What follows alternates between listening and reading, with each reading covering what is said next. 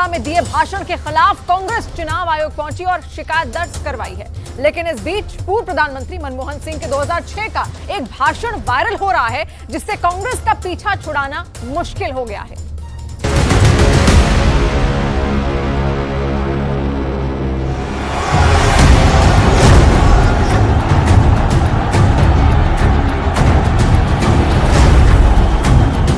पहले जब उनकी सरकार थी उन्होंने कहा था कि देश की संपत्ति पर पहला अधिकार मुसलमानों का है। जिसके पास बोलने के लिए कुछ मुद्दे नहीं है तो ऐसी चीजें लाते हैं।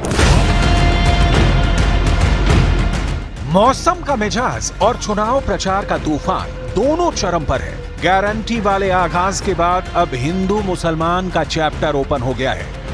प्रधानमंत्री नरेंद्र मोदी ने कांग्रेस की उस नस को दबा दिया है जो तुष्टीकरण की तुला पर मुस्लिमों को खड़ा कर वोट की चोट से सरकार बदलने के लिए हाथ बदलेगा हालात वाला नारा लगा रही है।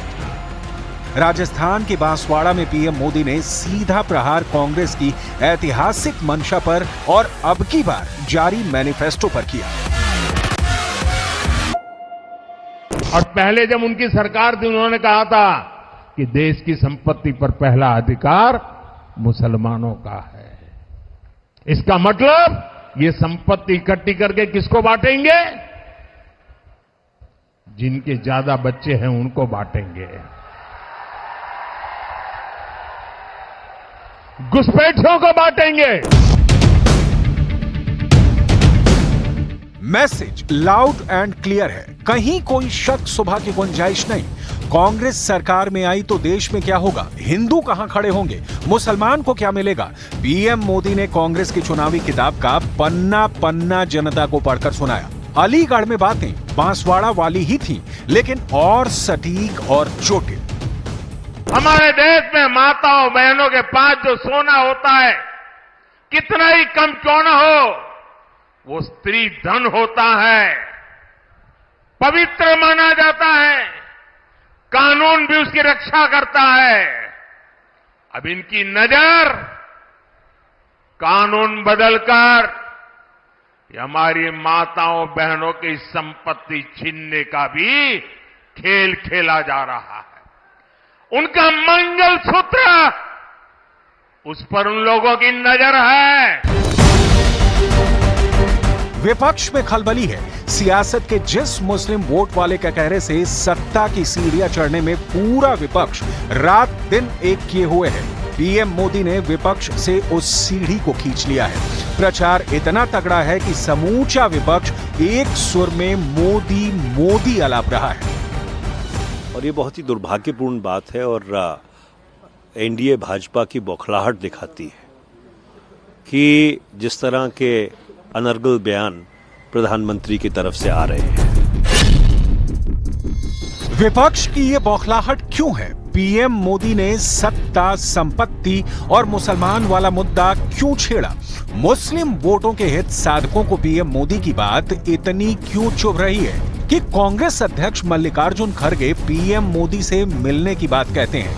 कांग्रेस नेता चुनाव आयोग भी पहुंचते हैं। Election should fight with harmonious mindset.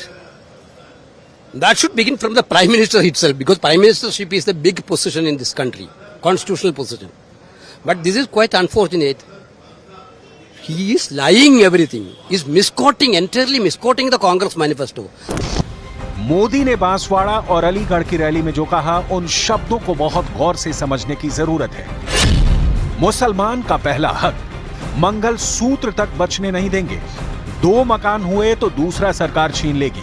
PM Modi ने अर्बन नक्सल का नाम भी लिया और यह भी कहा कि कांग्रेस की सरकार बनी तो आपकी संपत्ति को सरकार कब्जे में लेकर बांट देगी, और बांटेगी किसमें? घुसपैठियों के बीच। जिसके ज्यादा बच्चे हैं उनके बीच हिंदू मुसलमानों का यही अध्याय है जो हिंदुस्तान में पार्टियों का मुकद्दर तय करती है। ये ध्रुवीकरण के सूरमा भी जानते हैं और तुष्टीकरण के अलंबरदार भी। लिहाजा हिंदू मुसलमान का मुद्दा छिड़ा है तो इसके दूर तक जाने की गारंटी है।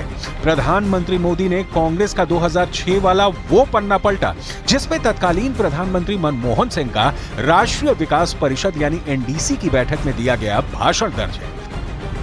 We will have to devise innovative plans to ensure that minorities, particularly the Muslim minority, are empowered to share equitably in the fruits of development. They must have the first claim on our resources. Congress का दावा है कि उसके घोषणा पत्र में हिंदू मुसलमान का कहीं जिक्र नहीं है, लेकिन पूर्व प्रधानमंत्री मनमोहन सिंह के बयान से कांग्रेस किनारा कैसे करेगी?